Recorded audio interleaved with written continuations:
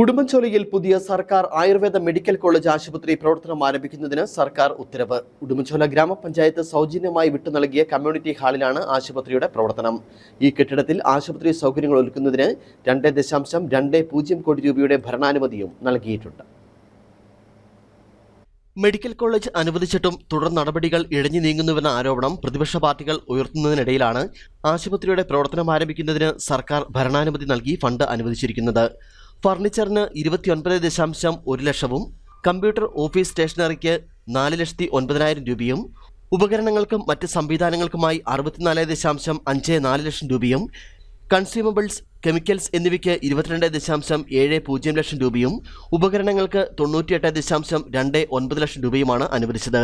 എത്രയും വേഗം സജ്ജമാക്കി മെഡിക്കൽ കോളേജ് ആശുപത്രി ആരംഭിക്കാനാണ് ലക്ഷ്യമിടുന്നതെന്ന് ആരോഗ്യവകുപ്പ് മന്ത്രി വീണ ജോർജ് അറിയിച്ചു.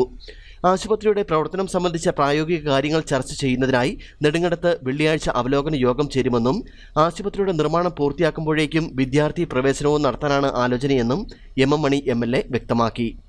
OP വിഭാഗവും 50 കിടക്കകളോടുകൂടിയ കിടത്തി ചികിത്സയുമാണ് ലക്ഷ്യമിടുന്നത്.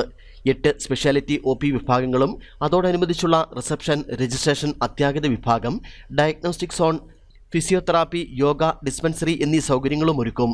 ഉടുമ്പൻചോല മാട്ടുതാവളത്ത് MLAയുടെ നേതൃത്വത്തിൽ കണ്ടെത്തിയ 20.85 ഏക്കർ സ്ഥലത്താണ് മെഡിക്കൽ കോളേജ് കെട്ടിടം നിർമ്മിക്കുന്നതിനുള്ള നടപടികൾ പുരോഗമിക്കുന്നത്.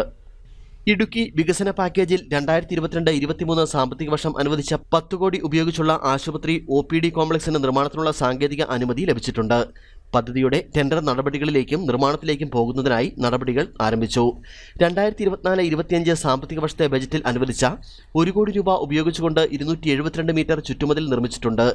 ബാക്കി സ്ഥലത്തുകൂടി ചുറ്റുമതിൽ കെട്ടുന്നതിനും പ്രവേശന കവാടം സ്ഥാപിക്കുന്നതിനുമായി 2025-26 സാമ്പത്തിക വർഷത്തെ ബജറ്റിൽ അനുവദിച്ച 1 കോടി രൂപയും ഭരണാനുമതി നൽകി സർക്കാർ ഉത്തരവായിട്ടുണ്ട്.